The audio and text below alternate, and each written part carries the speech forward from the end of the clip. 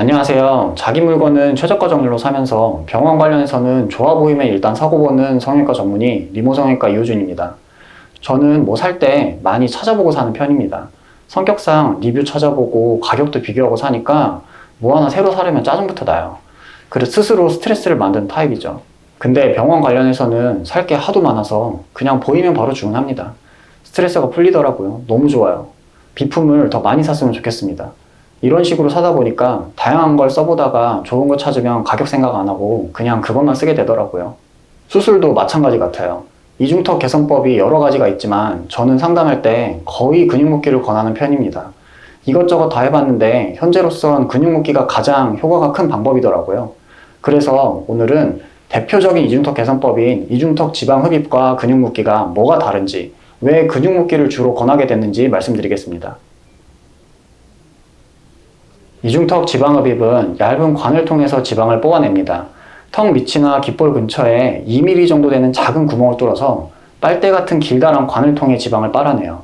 지방이 단단하면 잘 안 빨리니까 지방이 쉽게 부서지도록 무르게 만드는 용액을 넣어서 불린 다음에 뽑는 게 일반적입니다. 요즘은 엘사라고 해서 초음파를 이용해 지방을 녹이기도 하는데요. 유튜브 보면 엘사로 지방을 녹이고 그냥 손으로 지방을 짜내면 지방이 물처럼 흘러나오는 그런 영상들이 많던데, 실제로는 이 기계를 사용해도 녹은 지방을 효과적으로 빼내려면 지방 흡입을 하는 게 좋습니다. 이중턱살 안쪽을 초음파로 보면 왼쪽 사진처럼 지방 흡입을 받은 적이 없는 분들은 피부와 근육 사이에 지방이 두껍고 검게 몽글몽글한 질감이 보이는데, 지방 흡입을 하신 분들은 오른쪽 사진처럼 피부와 근육 사이 성상이 하얗게 변해 있어요. 지방이 빠지고 그 자리에 흉살이라는 섬유 조직이 생긴 건데, 이게 생겨도 원래 있던 지방만큼 두껍게 생기지는 않아서 지방 흡입이 효과가 있을 수 있는 거죠. 보시면 활경근 밑은 왼쪽 사진과 비슷한 질감인데요.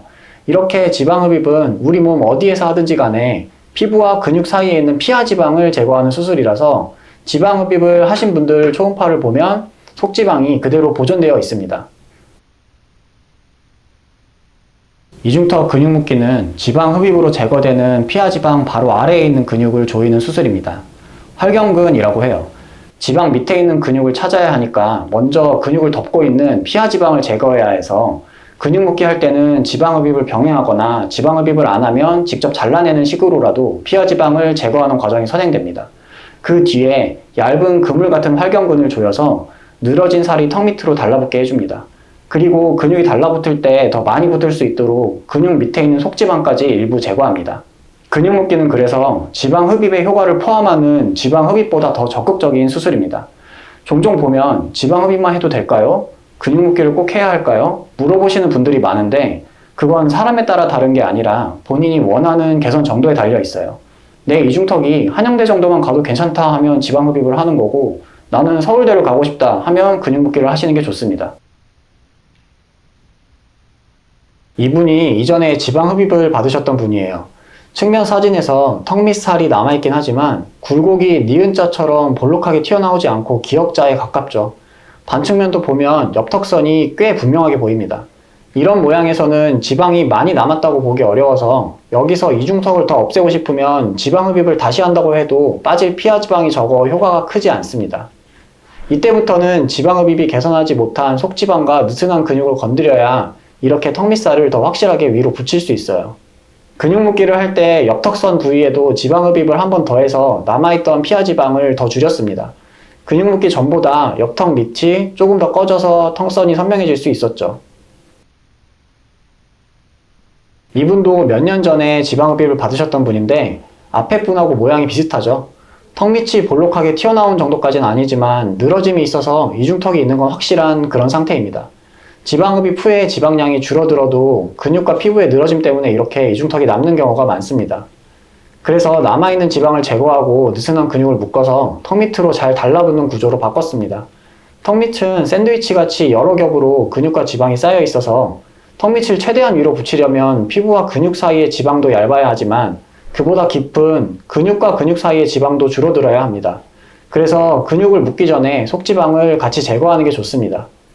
반측면도 다시 보면 이중턱이 심한 분들에 비해서는 수술 전에도 턱선 경계가 어느 정도 보이긴 했지만 심술보 부근 턱 밑으로 살이 남아 있어서 하관이 부해 보이는 인상이 있었죠. 근육을 묶어주면 이 부분까지도 조여지니까 턱 밑 살이 쏙 들어가서 턱선이 더 선명해질 수 있습니다. 다음 분도 예전에 지방흡입을 받으셨던 분인데 지방이 꽤 많이 남아 있습니다. 이 정도면 지방흡입을 다시 해도 효과를 느낄 만한 상태인데 이전에 흡입하시고 흡입이 효과가 없어서 그 후에 인모드, 온다, 울세라 다 해보셨대요. 그래서 지쳐서 이제는 효과가 확실한 방법을 찾는다고 하셨어요. 턱선 밑에는 피하 지방이 꽤 남아 있어서 지방흡입을 먼저 다시 했고 하관이 부해 보이게 만들었던 심수포 근처 턱밑살은 근육 묶기 하면서 이전 지방흡입으로 생긴 섬유 조직하고 남아있던 피하 지방도 마저 제거해서 안으로 쏙 들어가게 개선이 되었습니다. 측면에서도 확실한 개선을 위해 지방흡입에 전혀 영향을 받지 않은 근육 및 속지방까지 일부 제거하고 활경근을 조여서 원래 턱뼈 모양을 따라 옆태가 잡히도록 구조를 바꿨습니다. 1주차라 부기가 남아있어서 턱목각이 둔각인데 북이 빠지면 목이 깊게 들어가면서 턱목각이 90도에 가깝게 줄어듭니다. 다음 분도 이전에 타원에서 지방흡입을 하신 분인데 이중턱은 여전히 심하게 볼록하죠. 근데 또 반측면을 보면 턱선이 꽤 선명합니다. 귀 앞 턱뼈 끝까지 경계가 부드럽고 선명하게 잘 보여요. 이러면 이전 지방흡입 때 피하 지방은 거의 다 빠졌다고 봐야 합니다. 흡입하신 분이 정성껏 잘 해주신 것 같아요. 근데도 이렇게 이중턱이 많이 남아있으면 이제는 피하 지방이 아니라 근육이 느슨한 거나 근육 밑에 속지방을 개선해서 모양을 바꿀 생각을 해야 합니다.